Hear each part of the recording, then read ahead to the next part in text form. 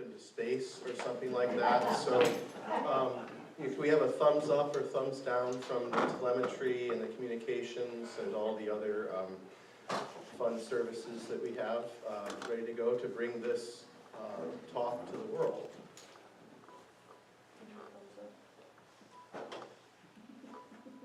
I have a thumbs up, so good. We'll get this talk underway. I think most of you know that I am Father Steve Lewis, your parochial vicar here at Ontario's St. Mary's of the Lake Church, part of St. This is St. Maximilian Colby Parish, and among 3 other churches are my responsibility, and Father Simon's as well. So happy to have so many of you here with us to talk about Proposal 1 on the ballot this upcoming November to amend the New York State Constitution. And in addition, to talk about really just a general way, what law is. Because once we understand what law is, I think you will likely conclude, as I will, that this proposal before us to vote this coming fall is not a good one. Welcome also to those who are joining us from afar online. It's a nice opportunity to expand this to a larger audience, and I believe if all of our ducks are in a row, that this will then be available like our masses are to stream from YouTube afterwards. So I invite you all to join me in prayer as we begin. In the name of the Father, and of the Son, and of the Holy Spirit. Amen. Come, Holy Spirit, fill the hearts of thy faithful, and kindle in them the fire of thy love. Send forth your Spirit, and they shall be created. Let us pray.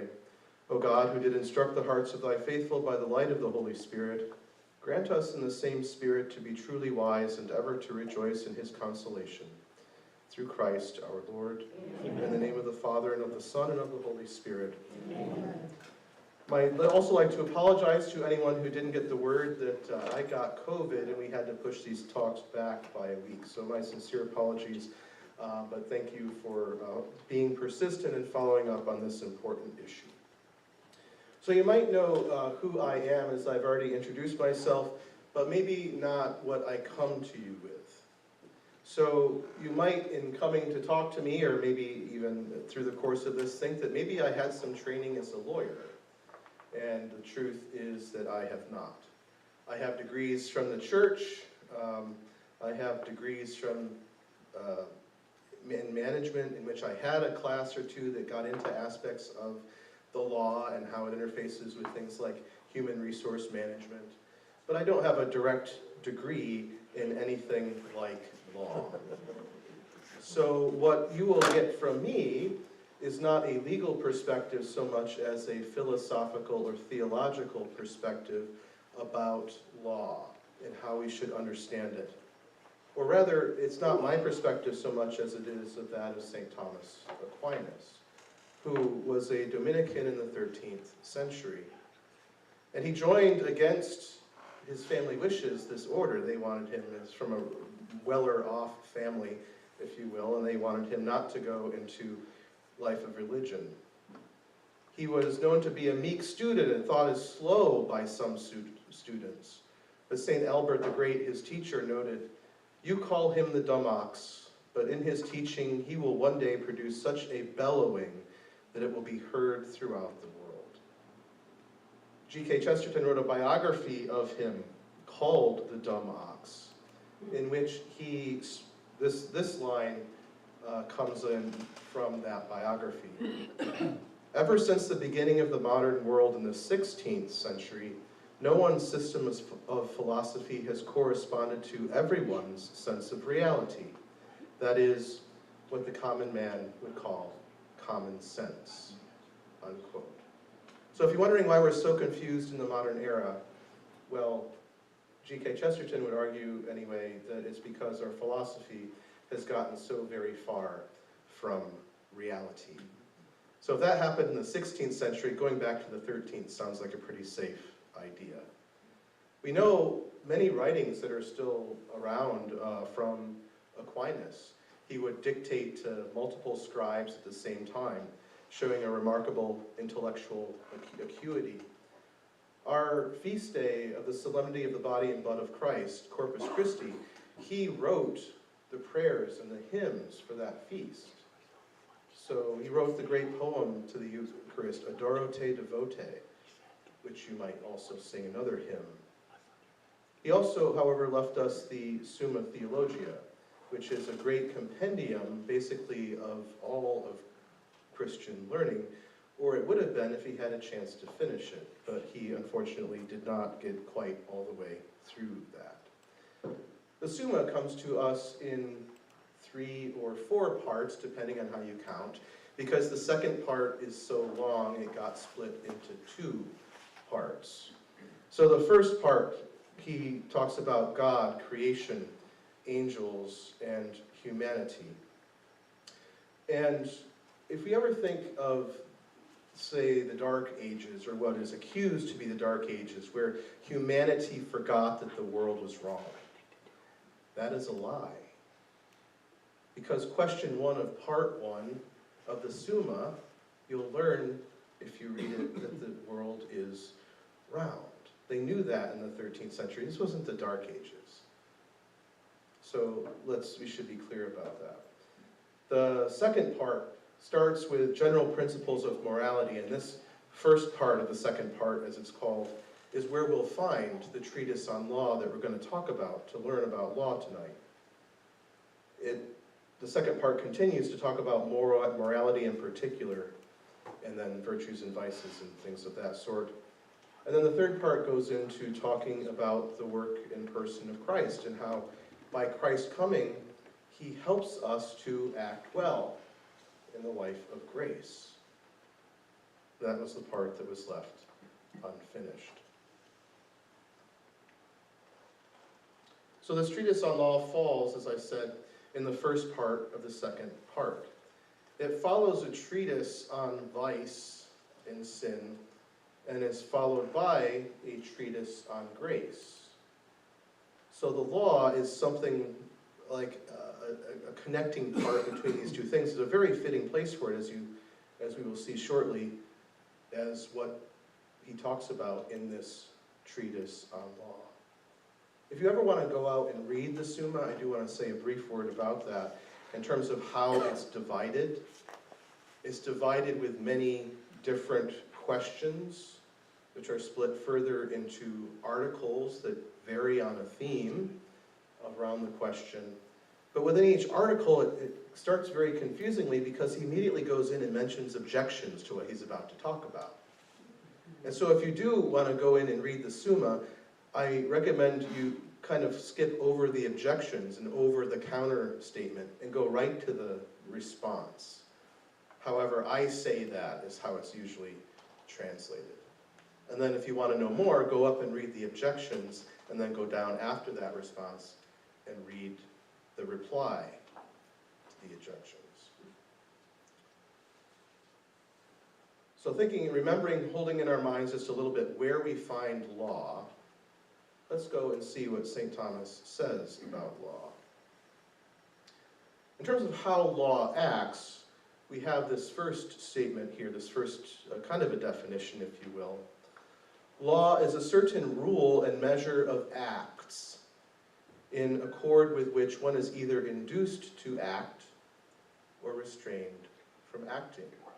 So this just follows from our general understanding of law in a very general sense. But there's that's really a descriptive definition. This is kind of what law does. But what is law? And that's where we come to that second definition that has 4 different parts. Law is an ordinance or ordering of reason for the common good, made by one who is in charge of the community and promulgated. We're going to talk about all those in just a minute, but it's kind of important for us to realize why he talks about 4 specific things when he talks about law. One of Aquinas' great contributions is to reincorporate the ancient thought of Aristotle, who was a Greek philosopher. And Aristotle says to really understand a thing, you need to understand these 4 aspects of it. the four, what we call now, causes of Aristotle. So what is something made of? We kind of need to know that if we're going to know what it is. The formal cause, what is its structure? What's the design? The efficient or agent cause, who did it? Who made it? And the final cause that can answer the question, why? So you're all seated here in this room on chairs. What is a chair? What is it made out of? In your case, I think like metal and plastic. What causes it to be a chair? Any combination of metal and plastic is a chair. For example, you're all seated around tables, which are also made out of metal and plastic. But it's a different sort of design, a different arrangement of those materials. So the formal cause of the chair that makes that metal and plastic a chair is how the chair is shaped. The efficient cause, who made it? Was it some factory somewhere, right, that made it? And the final cause, why do chairs exist? So that you can sit down. Yes, exactly. Now, I didn't quite get the same four causes here for the chair I was thinking about. But if we think about a wooden chair, distinguishing it from, say, a wooden bookcase or something, it's a different shape, right? The person who makes it's a carpenter, someone who's skilled in the formation of woods. And, of course, the end is the same, even though the materials in this case are different than the ones that you're sitting on. And so when we talk about law, those same four dimensions are what he's talking about here. So law, what is it made out of? Reason. Our intellect. It's a thought. What's the structure of it? Well, it has to be promulgated. It has to be put into words so that we can understand the reasoning of the law. Because it exists only in the one who makes the law. It exists in the one in charge, in that person's mind. And why do we have the law? It directs us to the common good. I think we all have an intuitive explanation or understanding of what the common good is. Using a document of the Church, who just sought to define it in a general sense at the Second Vatican Council, the sum total of social conditions which allow people, either as groups or individuals, to reach their fulfillment more fully and easily. So in other words, the common good is those conditions of society that lead to human fulfillment for individuals and groups. And inasmuch as an aspect of society helps us reach fulfillment, that's part of the common good. And inasmuch as something in society is an obstacle to us being fulfilled, that is an obstacle to the common good. In a book, which I have a copy of here, the Compendium of the Social Doctrine of the Church, which actually the font's pretty small in this, and you can see kind of how thick it is. This definition is found there, but it also points out that the common good stems from the dignity and the unity and equality of all people. So when we talk about what we're, the proposal one and the point before us, we have to remember that equality is not something foreign to us as Catholic Christians. It's sort of the foundation point. Our equality as creatures before God. Another good point from this book about the common good is how it's kind of a generalization of our own human action. In it we read, just as the moral actions of an individual are accomplished in doing what is good, so too the actions of a society attain their full stature when they bring about the common good. So we evaluate a society based on how it supports people being ultimately fulfilled. The common good, in fact, it goes on, can be understood as the social and community dimension of the moral good.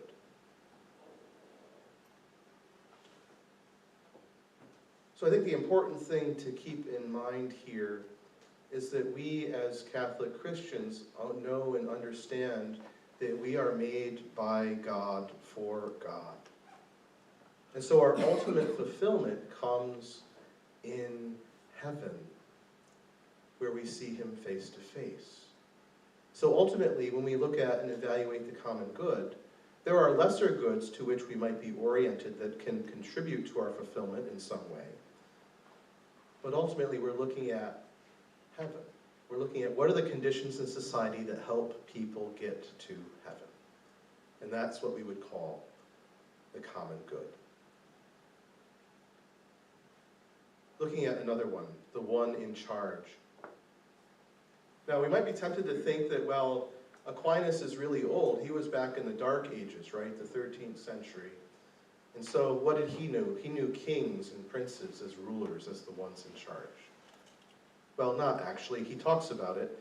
The whole multitude might be the public personage that has the charge of the community. So in the sense of a democracy, he knew the history of ancient Greece. He knew that Athens was a democracy. In our system, which is more or less structured as a republic, we have some role to play in furthering of the common good.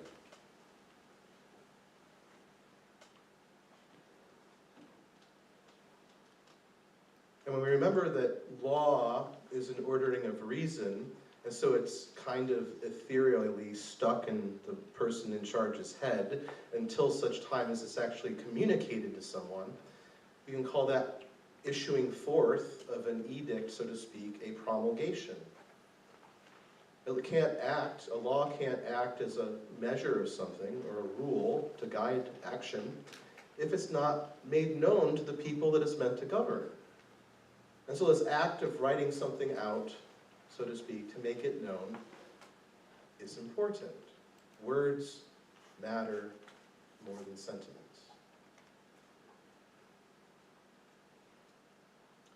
And then finally, that last dimension of the four causes, the material cause, what is it? It's that ordering of reason that's in the head of the person in charge. Reason is a human faculty that helps us, humans, direct actions to ends. I can act in such a way. I know that I want my voice to carry on even though I just had COVID and I want it to be heard on the live stream. And so my reason tells me I need to use a microphone tonight. Not my preference, but I'm willing to give up my preference for a greater good. I'm using my reason to conduct my action toward an end. And we're made in God's image and likeness. And this reason is principally what makes us like God. More than the animals, we have the ability to direct our actions in this way. But there's another intellectual faculty we have, and that is our will. Our intellect guides us to what is true. Our will directs us to what is good. It directs us to what we want. And so sometimes we think of law as just arbitrary. Like, well, I have power, so I can make the law, and you'll just have to live with it. Ha, ha, ha. That's seeing law as will, not law as reason. And we are a society that doesn't understand truth. We're in a society that says, well, I make my own truth. Truth isn't known by my intellect. Truth is known by my will, is what society says. And so I think if we're going to look at law, proper law is an ordering of reason. Sometimes it's arbitrary. Sometimes law is arbitrary. We can think about with our reason and know that cars, we need to all agree to drive on one side of the road. It's an ordering of reason that a law like that exists. It's arbitrary whether it's the right side or the left side. Now, if only they would agree that our gas caps should be on the same side of the car, then maybe we'd be getting somewhere in reality. So there is some degree that there might be an arbitrary decision, it's like in a case like that, but it's still an ordering of reason because that reason directs us to the common good of being able to get places in cars safely, most of the time. So when we look at law in general, there are several types of law. There's what we commonly think of law as human law, but there's really other types of things that Aquinas identifies as law. God made the world with a certain order and purpose to it. And so how God knows the world to be, we call that eternal law. We participate by virtue of our reason in the eternal law. We can come to know by observation how the world is. And we call that participation in God's eternal law the natural law. God at different times has entered into relationships with certain people. He chose a people and revealed to Moses how they were to relate to him, establishing a law, which we call the Old Covenant or the Old Law. Or in scriptures we call it the Old Testament, but basically the words all mean the same thing. It's how that relationship works. And then God himself came, the Son of God walked among us and taught us and established a new covenant with all of us. And we call that the new law. So remember where the section on law sat between kind of sin and vice on one hand and God's grace on the other? Christ came to bring us grace, to help us live well. Remember what St. Paul says in Romans about law. No human being will be justified in his sight by observing the law, for through the law comes consciousness of sin. The Ten Commandments don't by their existence help us to follow the Ten Commandments. They help us know when we mess up. But Christ in the new law changes that. He helps us by grace, the sacraments especially, to live the moral law well. So that's why we have, as this end of the first part of the second part, why law exists here, to bridge that gap between the old law and the new law.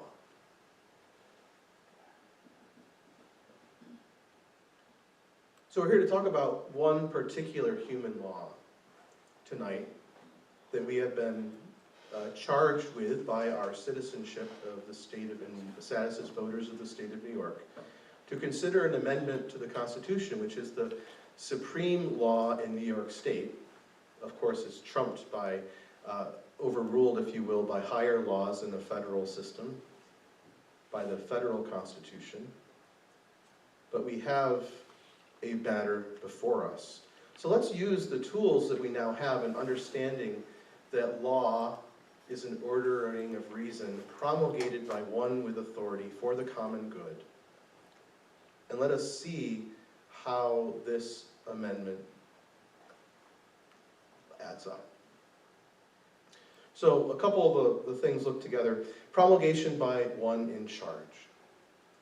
Any good constitution will tell you how to amend it. Because one good thing about Constitution, it puts it in order to society. You don't want a revolution to have to change your Constitution. So your Constitution should say, this is how you make changes. If you belong to a professional organization or someone that run by bylaws run by the same way. You need to know how to change your bylaws. And if they don't have a process for amendment, then you look to Robert's Rules, which gives you generic processes of amendment. But New York State sets up something very particular. It doesn't set it up this cleanly, it's a little more wordy than this, but this is about what it boils down to. An amendment is proposed in the Assembly or the Senate. It's sent to the Attorney General for comment on how this amendment might interact with other parts of the Constitution. You kind of want a Constitution to work good and well as a whole. So you give the Attorney General a chance to speak up. But you don't give the Attorney General a chance to completely bypass and interrupt the process. So after 20 days, the legislature can still act, even if they haven't heard back from the Attorney General.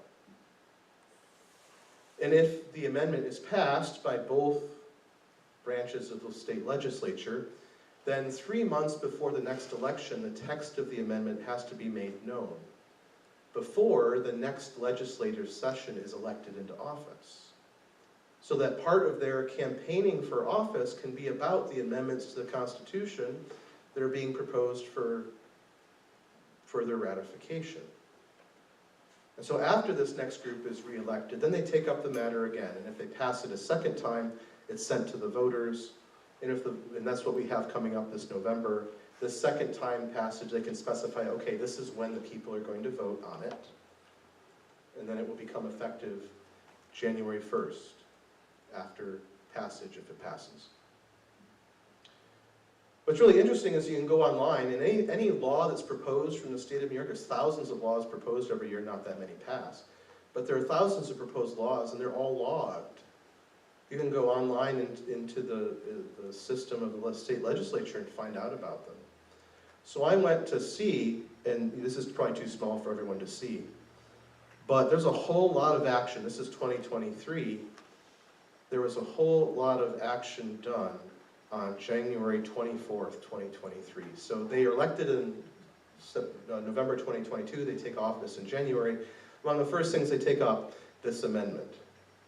In the same day, it passed the Assembly. It was delivered to the Senate. It went through the Rules Committee of the Senate. It was called for a vote and passed the Senate and was returned to the Assembly all on the same day. Bam. Not a very deliberative effort. But it gets better. If you look at the initial consideration of this back in 2022, if I have my history right, there was a special session of the legislature called after the Supreme Court ended the federal legal structure under which abortion was regulated at the federal level. So there was this emergent, what are we going to do in New York about abortion to enshrine this in the Constitution? If you read the amendment, abortion isn't mentioned by name in there, but this is one of the things they thought to do. So on July 1, it went through the Rules Committee, I think it was the Senate, they sent it to the Attorney General for her opinion. They went right to the third reading and it passed the Senate, and then it was walked over to the Assembly where it went through the Judiciary Committee, I think it was in 1 minute and 6 seconds. And then it went back to the floor of the Assembly where it passed the Assembly and returned to the Senate. That was all on July 1. They heard back from the Attorney General on July 13th, after they passed it. So this consideration of an amendment is something that is due necessary deliberation. There's little evidence that they actually debated the merits of this in the legislative session. They simply called committees together as a formality, voted, and closed the committee meeting without any discussion at all. Sometimes things go through the New York State Assembly, in my estimation, because they have to. There's deemed by someone that they have to, and so everything just speeds through. So I think it's clear that the process that we just identified, that this amendment has to follow, didn't happen. So this idea of writing something out so that we understand it, so that it gets due deliberation and is forwarded on to us as something that has passed muster, seems to not have happened. And so if you've been following the news, you may have realized that one of the state senators objected to this and sued the whole Senate, saying that, well, you didn't follow the process, so this shouldn't be on the ballot before voters. And the first judge that this went before said, you know what, you're right. It didn't, and so he demanded it be taken off the ballot. However, this matter was appealed and it was overturned on appeal. It was not decided on the merits, but it was thrown out on the technicality that an objection to the following of the constitutional process required to be filed by the statute of limitations within 4 months. And that lawsuit did not meet that statute of limitations, and therefore, on a technicality, it remains on our ballot.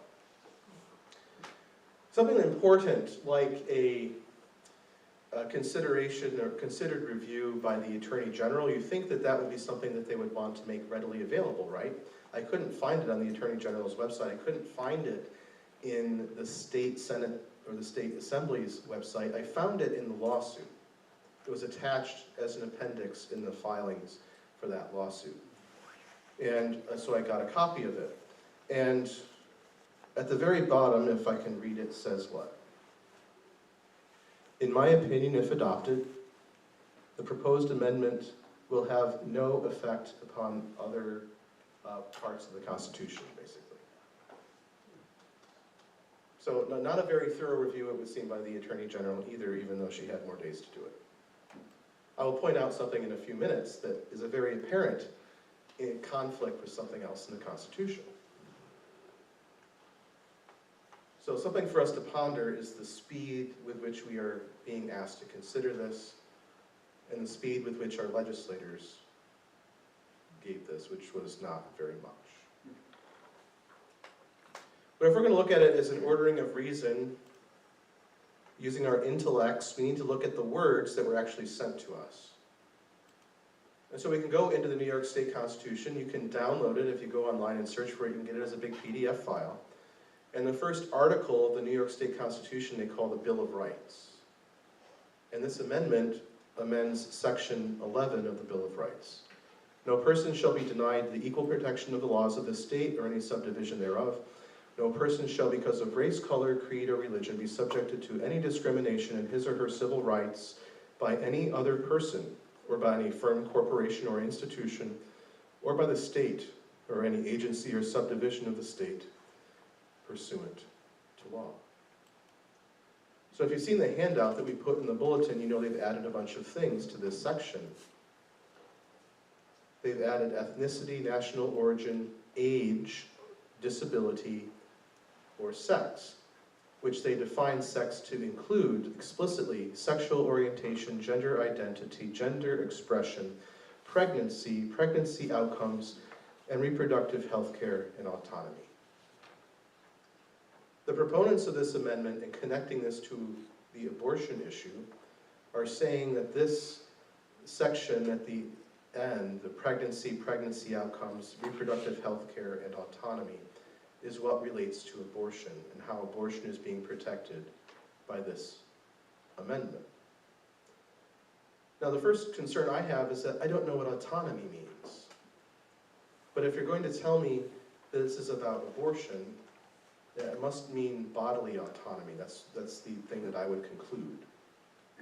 And so if we're not saying people can't be discriminated against, violated in their bodily autonomy, does that mean that any restriction on abortion is permissible?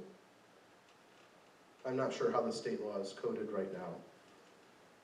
But this raises concerns. What does that term mean? How do we discriminate or not discriminate based on autonomy? It turns out there's a couple more parts of this amendment that aren't in the literature that the diocese circulated. There's a second paragraph under this section added. Nothing in this section shall invalidate or prevent the adoption of any law, regulation, program, or practice that is designed to prevent or dismantle discrimination on the basis of a characteristic listed in this section. In other words, in order to eliminate discrimination, you can discriminate. That's what it sounds like. That if you're looking, you're saying, well, there's a historical discrimination against persons of color. They are underrepresented as a proportion of the population versus the population in college. Therefore, you can consider that factor in admission to college in order to overcome that shortcoming. So I think that's meant to enable things like affirmative action, I think. But it's saying that you can discriminate if your goal is not to discriminate, which is interesting.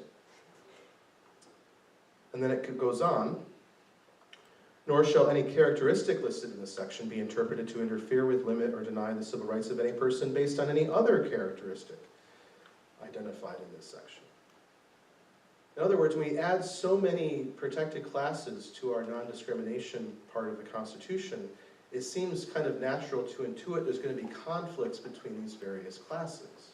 And this kind of says, as best as I can tell. This is trying to say that we can have our cake and eat it too, that there's no cost to be had. There's no conflict needed to overcome because we're all just going to get along. And so our bishops are concerned, rightly I think so, that perhaps that religion will be the thing to give way to everything else, because now it's not one of 4 things that we can't discriminate against, but it's one of more. Before we get on to talk about what the bishops are concerned with, the first concern that I have in looking at this is age. If you go back to the first proposal of this amendment, there's a cover memo from the state rep who wanted to add it, suggested to propose this amendment to the Constitution. The state rep omitted age.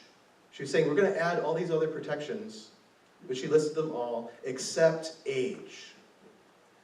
And I point out to you the discrimination based on age is sensible and common and makes a whole lot of sense. I did not make this list. I found it in a legal journal of trying to list all the things in state law where we discriminate based on age, where the outcome of something depends on how old someone is. So we have a common understanding that for the good of young children, they cannot consent to a sexual act. And so we protect them in the law to be able to accuse anyone who undertakes a sexual act with a young child. We call those, vaguely speaking, statutory rape laws. But if we can't distinguish, we can't use age as a factor to discriminate, what does that mean? Does that mean that no one can consent? Or does that mean that everyone can consent? Or does it mean that we can discriminate based on age because, well, we wrote a bad amendment to our Constitution, this makes no sense? Or do we just throw up our hands? Youthful offenders, people who commit serious crimes but they aren't of the age of the majority, they're not 18 yet, their records are sealed when they get out of jail. They don't bear the weight of the felony conviction if they've had one. So they have a special protection for children when they violate the law that doesn't ruin their entire lives. But if you're 19, you're not eligible for that. If you're 30, you're not eligible for that. We are discriminating based on age and giving a benefit to children because they're children. If we can't discriminate based on age, I don't know how we preserve that. The New York State Constitution establishes that you have to be 18 in order to vote and have to be 30 in order to run for governor. The New York State Constitution discriminates based on age. But the Attorney General says that this amendment is internally consistent somehow with the New York State Constitution. I don't know how she concluded that. If this amendment passes, if one of you has a 6-year-old, I would sign a petition to put that 6-year-old in office as governor. Because, I mean, I guess that's just the way that I think, and to the absurd sometimes. The right to drive a motor vehicle is limited to 16, and there's a special limitation for younger drivers to, again, protect them. Child labor protections, to protect children from dangerous work. We discriminate based on age. Tobacco, alcohol, marijuana-based products all have an age restriction attached to them.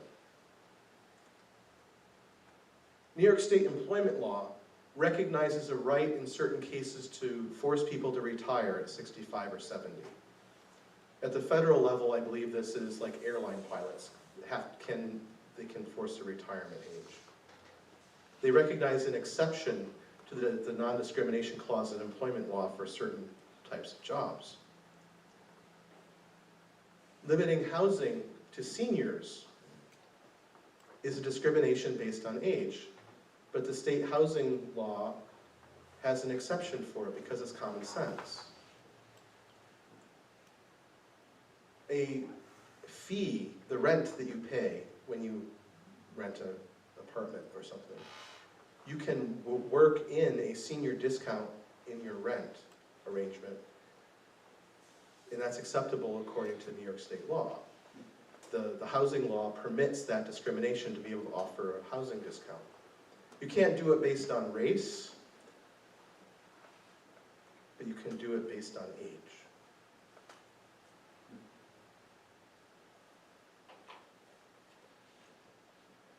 I don't know what a liquor store business owner will do if this passes on July 1. They can't sell liquor to someone under 21, and they can't discriminate based on age. So someone's going to sue them one way or the other. Are they supposed to not sell to anyone? Are they supposed to sell to everyone? I think we should have worked this out before we pass this amendment, personally. Another exception to housing is based on sex.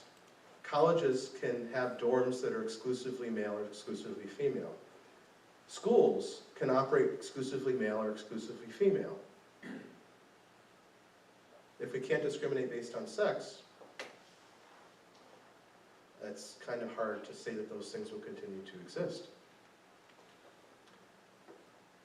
I have a really interesting case too, and this comes from my history. In my past life, I used to work for the State University of New York, and so I went to the union contract between the union that represented me and the state of New York to figure out what's in it about maternity leave, just to see what kind of things are there now.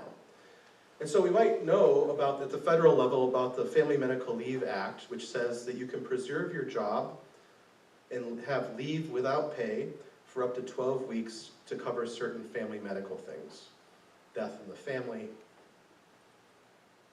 etc., without risk to your job. But there's nothing that stops an employer from saying, well, for the good of you as my employee, I want to retain you, I can pay you for some of that. So benefits at jobs can go beyond what the minimum in the federal law are.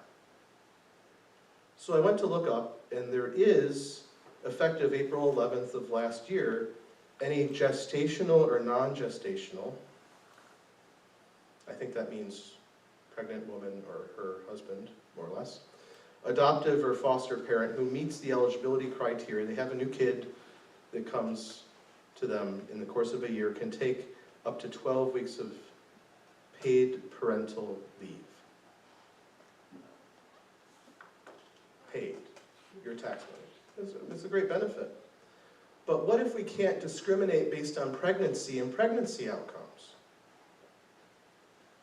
So what if the child is miscarried and dies? Can they still take 12 weeks of paid parental leave? If you can't discriminate based on pregnancy outcome, I don't see how the state would turn down that request for paid leave. But you also can't discriminate based on pregnancy. So I, as a single guy, if I were still working for the state of New York and had no children, I would apply, if this amendment passed, and say, well, you can't discriminate based on the status of pregnancy. And you can't discriminate based on pregnancy outcomes. So you can't discriminate and give a benefit to parents that you deny to non-parents. Because what makes a parent? Pregnancy. And so to be able to discriminate and give a benefit to parents and not non-parents, you have to be able to discriminate between pregnancy and pregnancy outcomes. I don't know if I would get anywhere with that because there's also adoption here, plus I don't work for the State University of New York anymore, so they would probably reject it, but you know, I'd probably have a lawsuit and have some fun. Because, well, who doesn't want 12 weeks of paid leave every year? That's a great deal. And if they can't discriminate based on common sense things like pregnancy and pregnancy outcomes, you know, it seems to me that at least there's a question here. I think this comes down to our inability in some way to have a reasonable conversation about fairness. When I studied the subject of negotiation, a tactic that they encouraged me to use was to appeal to a norm of fairness. And they gave me these three. And the point of appealing to a norm of fairness, you'd point to one that makes the most sense in the particular thing that you're trying to advocate for. Because people to say no, they're saying, well, you're being unfair. I mean, it's kind of how you would run a negotiation. But if we are honest with ourselves women bear disproportionate burdens in pregnancy, physically especially. And so based on their contribution to the life of this child, it makes sense on the basis of equity, proportional to their contribution, they receive more of a benefit and a leave to recover from their pregnancy than men do. But we call this the Equal Rights Amendment. We see fairness as equality and only equality. Same for everybody. There's also an argument to be made from a needs-based perspective, which is to say that being delivered of her child, a woman undertakes a certain physical strain, which requires a time to recover. So she has a need to recover, so we're going to allow her to meet that need. So there are other things that we might consider as a society to do if everything wasn't so politicized. Moving on briefly to the bishop's guidance on it. The bishop's title of the letter that they sent out about this amendment was a wolf in sheep's clothing. So we recognize that equality is a good thing. We should strive it where it makes sense to do so. But there is concern when the details are so vague and not worked out that there might be broad and unintended consequences to this particular attempt to expand that amendment, or to expand the right in the Constitution. There were 4 points that they talked about in the handout. The one on age, I think we've gone through at some length already. The one thing that's interesting is that one of these things, like, you know how we've talked about New York State likes to pass things without a lot of talk? Well, one of the things kind of on the edge that we kind of expect to come out any time, the medical aid in dying, euthanasia, I can kill myself with the help of my doctor. And everywhere that this has passed, it has passed with every assurance of safeguards in place to prevent the bad things from happening. And everywhere that it's been passed, those safeguards have been eroded almost immediately. I think in Canada, where it is the law of the land, the second leading cause of death in Canada is medical aid in dying. Second leading cause of death. So if this amendment passes, you can't prevent a 6-year-old from committing assisted suicide. Because you can't discriminate based on age. So that protection would not be possible if and when that law comes to us. But also when you combine age with our contemporary challenges with respect to gender identity and gender expression, and you say that we can't discriminate based on bodily autonomy, and when we don't use our reason anymore that say there's a legitimate difference between a man and a woman based on human reproduction and the roles that are possible in that act, and say, I am whatever I feel I am, and we say reality is based on feelings, not on our intellect, our reason, but there's concern that what grounds does a parent have to still be part of the conversation about what happens to their child? It's a serious concern. Already, there's been erosion of parental rights in the medical arena. I've spoken to parents that have been escorted by their doctors out of the exam room so a doctor can have a private conversation with her child. And unless the child says okay, the parent can't get access to certain content in the medical record.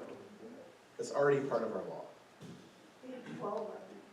So that's age 12, maybe, someone said here. And so if you can't discriminate based on age, what age is it now, if this passes?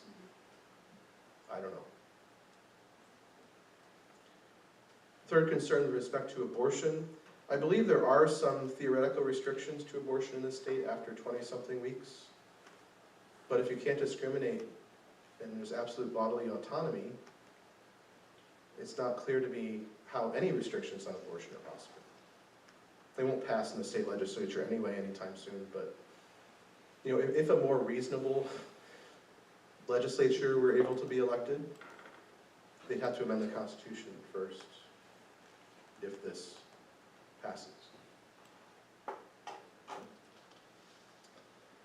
And then finally, there's a concern about religious freedom. Remember that, well, all these things are protected. Our religious exercise is practiced, but oh, by the way, you can't discriminate based on sex. I don't know what that means for the future of the priesthood. Well, it means nothing really for the future of the priesthood. But, I mean, what kind of persecution can we face for things that we believe? We believe that it's a corporal work of mercy to care for the sick. So we run hospitals. We believe it's a corporal work of mercy to shelter the homeless. So we run adoption agencies. We believe it's a spiritual work of mercy to instruct the innocent. So we run schools. And so we operate schools and adoption agencies and hospitals like there's a work of religion for us, because it is. Our religion informs how we practice medicine, how we teach children, how we place children in loving families, how we evaluate families. We need to be able to inform. Our faith needs to be able to inform our action. So it's not clear that we would be free to operate these activities as works of religion. And if we just have to operate them like anyone else, what's the point? It's just cheaper to send them to the public school. So for the foregoing reasons, the bishops in their estimation have encouraged us to reject this amendment. I hope the reasons for that are more clear now, perhaps, than they were before. And I'm happy to take any questions that anyone has. If there are some questions that might come from the live stream, and they'll make their way forward, I'll try to repeat questions so that anyone on the live stream can also receive answers. So, questions.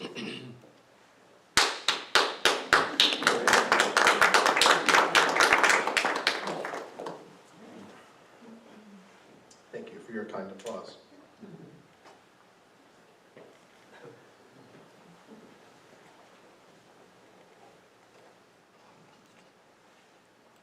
Ed, were there any questions from... The only comment I got, Father, was from Elizabeth Johnson from the Life Issues Office. She thanks you for helping explain why no is the right answer.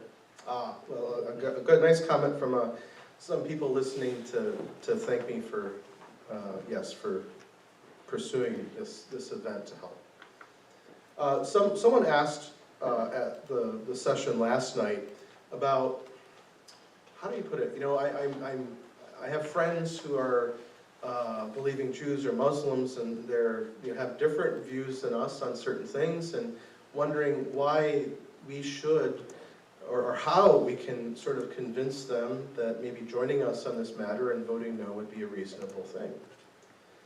And I think when you question things like the modern world kind of rejects objective moral norms. Something's always wrong. And I think the easiest thing to talk about, sadly, in this circumstance, is that issue of a 3-year-old not being able to consent to a sexual act. And as a result of that, we think those who undertake sexual acts with children should be persecuted for that. And so having the protections in the law, being able to discriminate by age, to allow an action on a 3-year-old, a protection for a 3-year-old, that would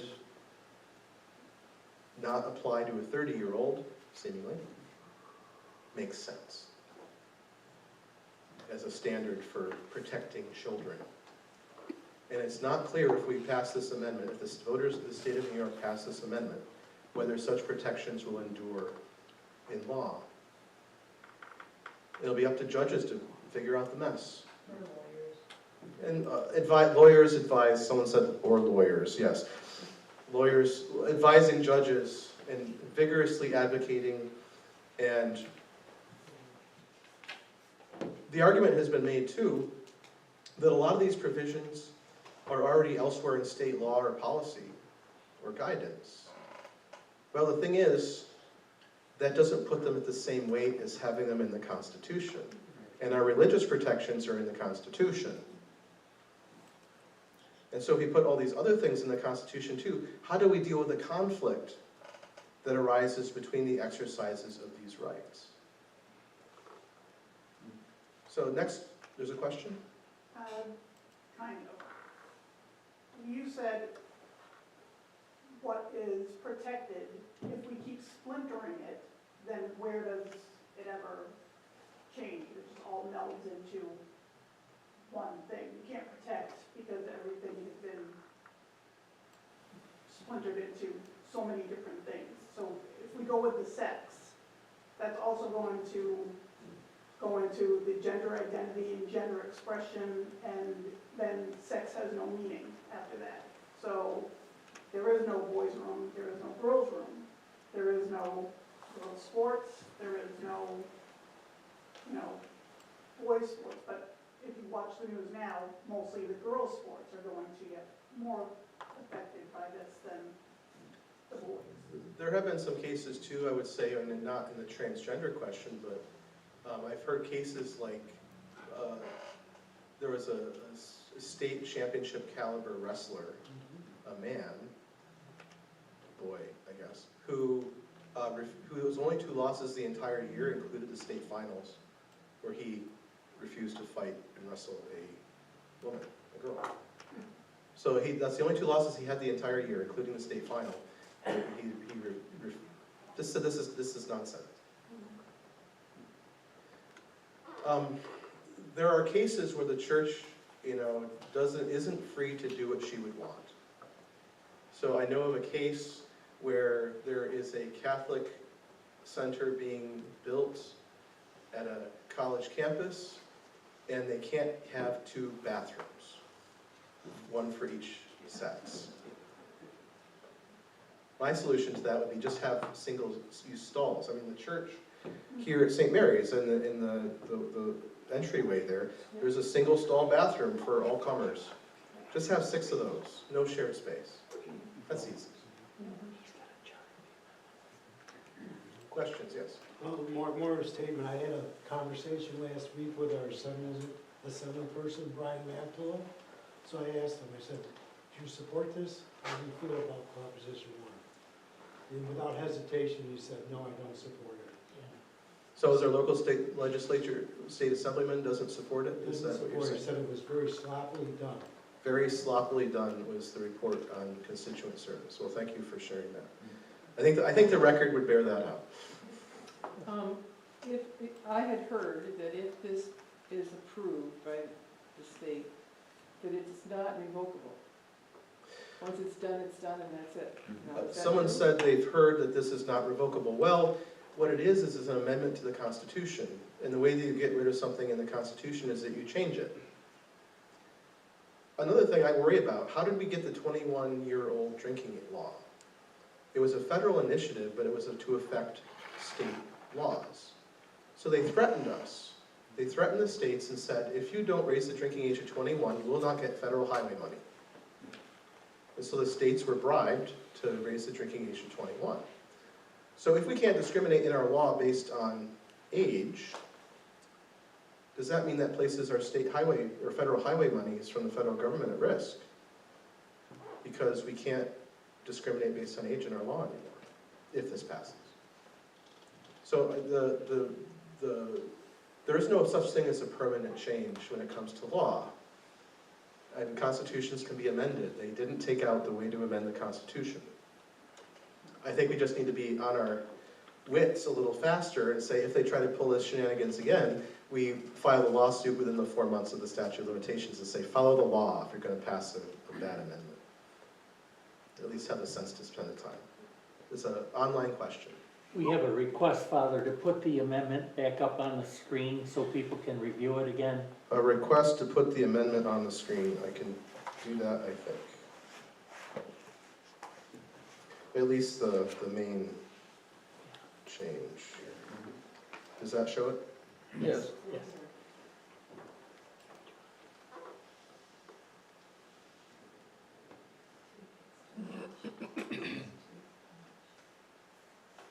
Do you have, That's the part A. do you have the prop question? I do. Because it's very, very feely, very touchy-feely, and if you know nothing of it, This is what is on the ballot according to the Wayne County Board of Elections. Proposal 1, an amendment. Amendment to protect against unequal treatment. This proposal would protect against unequal treatment based on ethnicity, national origin, age, disability, and sex, including sexual orientation, gender identity, and pregnancy. It also protects against unequal treatment based on reproductive health care and autonomy. A yes vote puts these protections in the New York State Constitution. A no vote leaves those protections out of the Constitution. That's what's on the ballot. I believe that that language has also been the subject of a lawsuit. It's not supposed to be confusing, but as someone commented, yes, it is somewhat confusing. Yes? Do you know of any other states that have anything similar to this? Well, the word equal rights amendment has traditionally come up, I believe, in the context of sex. So being able to can you treat men and women differently? And so proponents of the Equal Right Amendment around the country have wanted to add the protection to sex to the ones that's already generally widely available. There are some states that have encoded such protections. Our own laws encode some protections in some places that are as expansive as what the amendment does. But as I pointed out, there are some also exceptions to the law for things like housing and senior discounts, or senior housing, to be able to discriminate based on age, for example, that way. So to put it in the Constitution without any kind of exception or any other wording kind of suggests that all those things go away. So am I aware of any other states that have done something as expansive as what New York is trying to do? I am not aware of other states, no. If it passes here, it wouldn't surprise me if they try to pass something similar elsewhere. Question? I don't like how they said it. The New York State government could have more authority than parents in making medical and other important decisions for their children. Isn't that what the law in Russia, China, the government has, the parents don't have no rights either.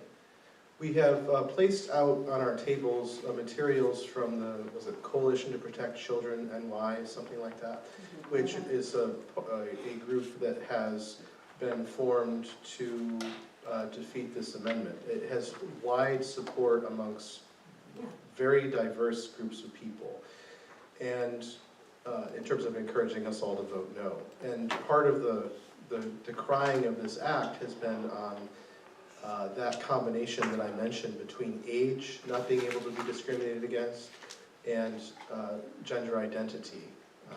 One's psychological identity, I believe I'm a woman, therefore I'm a woman, for example. And how that plays out in the course of children. And so they're calling this the Parent Replacement Act, or the Parent Replacement Amendment, suggesting that basically the government will step in to protect these rights of children, that is the fear, over and against the concerns of parents. I would note that in Europe, there's a trend right now to reduce gender intervention treatments or surgeries or anything like that with children, because they find that most of the time children are just confused and the interventions don't help them and cause them permanent lifetime problems. And so the European countries have come out against this, and the pendulum has swung back a little bit. We are still in the throes of a political upheaval on this particular subject. And so one would hope that if what Europe has observed was observed here, that we would draw the same conclusions. The first company to do, or the hospital to do gender reassignment surgery was Johns Hopkins University back in the 70s, and they stopped doing it because they looked at the outcomes and said, this isn't helping people. It doesn't solve their problems. And they stopped doing it by the 80s, I think was the time. They've started doing them again, but that was probably a political decision more than one based on the medicine. When Amazon bans books on this subject that are reasonable, that are just trying to explain the issues, we're not having a real debate in this country on the truth of human sexuality. And I think it's important to do that. Those of you who have been to church here regularly at St. Mary's heard me define on the pulpit what the difference between a man and a woman is. That is a hard thing to do. There are other truths that this amendment touches on that are hard things to preach about. And so that's the talk next week. The hard truths of the faith that this amendment forces us to confront. And I think it's part of my responsibility as a priest to find a way to teach on these hard truths. Because if we never teach on them, we're free to remain confused. And they're really not things about which we should be confused. Society is confused. And we should be the light and the leaven and the salt of society. And if we ourselves are confused in this matter, how could we possibly go forward and be an effective witness that brings Christ's light to our entire society? So I invite you all to come back, same bat channel, same bat time next week. I think we'll have the same Cracker Jack streaming team to help us even put it online too. So I thank you all for coming. I thank you all for watching online, and let us work to defeat this amendment at the polls in November. God bless you all.